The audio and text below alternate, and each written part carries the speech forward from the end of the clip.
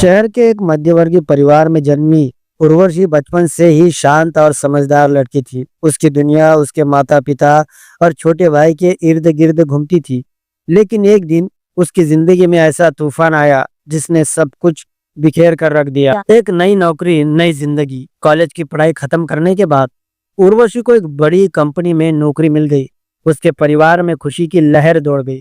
पिता ने गर्व से कहा, अब मेरी बेटी अपने पैरों पर खड़ी होगी।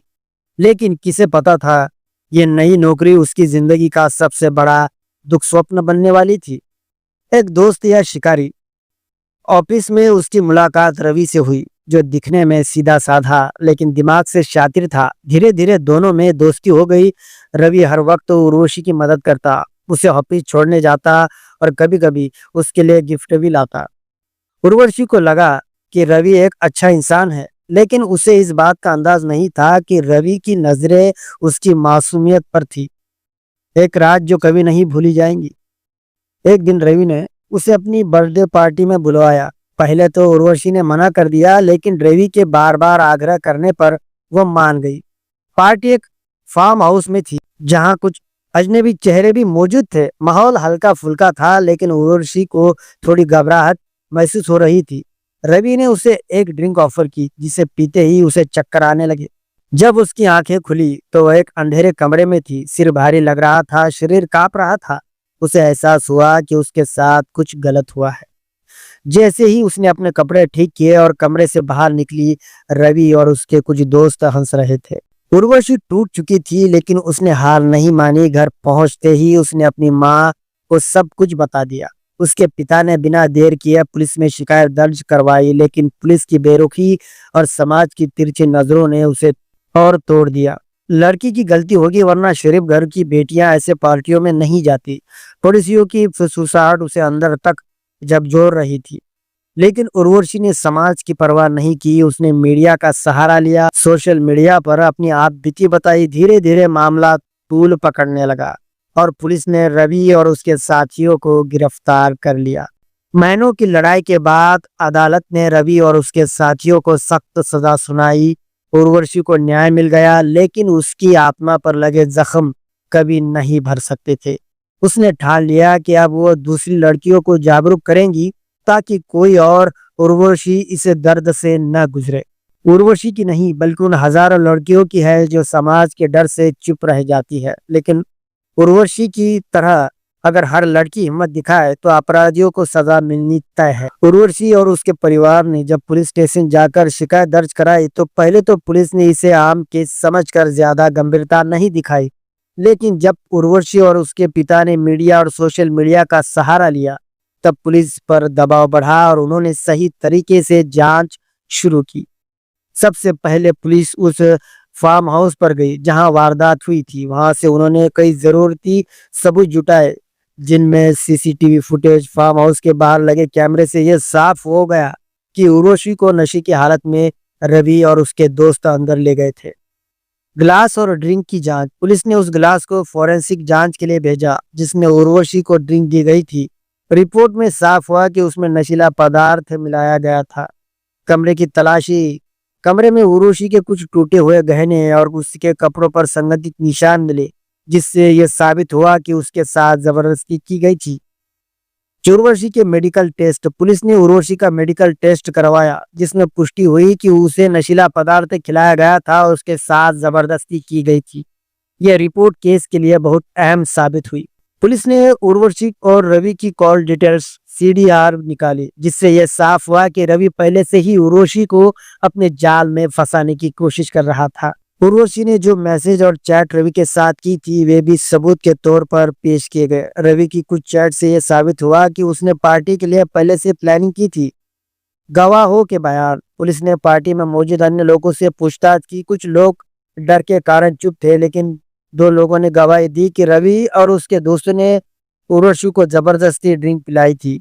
फार्म हाउस के चौकीदार ने भी बयान दिया कि उसने उर्वशी को बेहोशी की हालत में बाहर लाते देखा था। रवि और उसके दोस्तों की गिरफ्तारी। सबूतों के आधार पर पुलिस ने रवि और उसके तीनों दोस्तों को गिरफ्तार किया। पूछताछ में रवि ने पहले झूठ बोला, लेकिन जब उसे सबूत दिखाए गए तो वो टूट गया और पूरी सच्चाई कबूल कर ली। पुलिस ने चार्जशीट तैयार कर कोर्ट में पेश की। मेडिकल रिपोर्ट, सीसीटीवी फुटेज, गवाहों के बयान, चार्ट रिकॉर्ड के आधार पर रवि और उसके साथियों को दोषी करार दिया गया। अदालत ने उन्हें 10 साल की कोठरी सजा सुनाई और जुर्माना भी लगाया। पुलिस की सही जांच, सबूतों का वैज्ञानिक विश्लेषण और उर्वशी की हिम्मत के कारण अपराधियों को सजा मिली। ये केस उन लड़कियों के लिए एक मिसाल बन गया जो समाज के डर से चुप रह जाती है। अगर कोई अन्याय करे तो डरे नहीं, बल्कि कानूनी मदद ले और न्याय की लड़ाई लड़े। जब रवि और उसके तीनों साथी अदालत से दोषी करार दिए गए और उन्हें 10 साल की कोठरी सजा सुनाई गई तो उनकी हंसी गायब हो गई। वे सोच भी नहीं सकते थे कि एक दिन उनका घमंड और बुरी हरकतें उन्हें ऐसी जगह ले जाएंगी जहां सिर्फ सजा और पश्चाताप होता है। जेल में पहला दिन, खौफ की शुरुआत। जैसे ही चारों अपराधियों को जेल में डाला गया, वहां के कैदियों ने तुरंत पहचान लिया कि वे किस जुर्म में अंदर आए हैं। जेल में महिलाओं के खिलाफ अपराध करने वालों को सबसे घृणित माना जाता है। उन्हें कोई सम्मान नहीं देता, बल्कि उनके साथ सबसे बुरा व्यवहार किया जाता है। जेल में घुसते ही दूसरे कैदियों ने उन्हें घूरना और भला बुरा कहना शुरू कर दिया। पहली रात रवि और उसके दोस्तों को ठीक से सोने नहीं दिया गया। कुछ कैदियों ने धमकी दी, यहाँ तुम्हारी असली सजा शुरू होगी। जेल का सख्त रूटीन, अब कोई ऐश नहीं। जिन लोगों ने अपनी जिंदगी ऐसे आराम से बिताई थी, अब उनके लिए हर दिन एक नरक से कम नहीं था। सुबह 5 बजे उठना, गिनती में शामिल होना, घटिया क्वालिटी का खाना खाना, पूरे दिन जेल के काम करना, सफाई, कपड़े धोना, खाना बनाना। रवि, जो बाहर खुद को बहुत बड़ा स्मार्ट समझता था, अब जेल में चुपचाप गंदगी साफ करता था। कैदियों का कहर, इंसाफ अपने तरीके से जेल में अपराधियों को सबसे नीचे अपराधी माना जाता है। वहाँ कई कैदी ऐसे थे जो खुद किसी महिला के परिवार से थे और वे ऐसे अपराधियों से नफरत करते थे। रवि को कई बार पीटा गया, उसके दोस्तों को भी गालियां दी जाती और उन्हें सबसे गंदे काम दिए जाते थे। कई बार उन्हें भूखा रहना पड़ता था क्योंकि दूसरे कैदी उनके खाने में गंदगी मिला देते थे। रवि के चेहरे पर एक बार कैदियों ने ठंडा पानी डाल दिया और कहा, अब बोल, बड़ा मर्द बनता था ना। जब रवि और उसके दोस्तों की खबर अखबारों में आई तो उनके परिवार ने भी उन्हें अपनाने से मना कर दिया। रवि के माता पिता ने उससे मिलना बंद कर दिया। उसके दोस्तों की गर्लफ्रेंड और रिश्तेदारों ने भी उनसे रिश्ता तोड़ दिया। समाज में उनकी बदनामी हो गई, कोई उनका नाम तक नहीं लेना चाहता था। पछतावे का नरक, काश मैंने ऐसा ना किया होता। अब रवि और उसके साथी दिन रात एक ही चीज सोचते, अगर हमने उर्वशी के साथ ऐसा ना किया होता तो आज हम आजाद होते। हर रात उन्हें डरावने सपने आते। कई बार उन्हें जेल के अधिकारियों से माफी मांगी, लेकिन वहां कोई उनकी सुनने वाला नहीं था। कुछ महीनों बाद रवि और मानसिक रूप से कमजोर हो गया। वो हमेशा अकेला बैठा रहता और किसी से बात नहीं करता।